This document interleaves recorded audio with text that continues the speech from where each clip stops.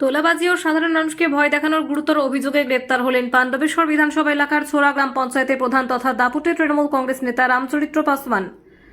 সোমবার সন্ধ্যায় পুলিশ গোপন সূত্রে খবর পেয়ে বিশেষ অভিযান চালিয়ে তাকে গ্রেপ্তার করে। স্থানীয় রাজনৈতিক মহলে ধৃত এই নেতা তৃণমূলের জেলা সভাপতি নরেন্দ্রনাথ চক্রবর্তীর অত্যন্ত ঘনিষ্ঠ বলে পরিচিত।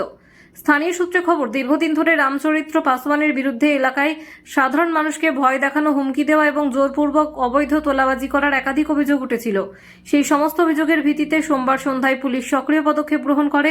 যদিও এই হাই প্রোফাইল গ্রেপ্তারির বিষয়ে পুলিশের পক্ষ থেকে এখনো পর্যন্ত বিস্তারিত কোনো সরকারি বিবৃতি দেওয়া হয়নি। মঙ্গলবার ধৃত তৃণমূল নেতাকে আসানসোল আদালতে পেশ করা হয়েছে। এই ঘটনাকে কেন্দ্র করে সমগ্র পাণ্ডবেশ্বর তথা জেলার রাজনৈতিক মহলে ব্যাপক চাঞ্চল্য ও জোর চর্চা শুরু হয়েছে।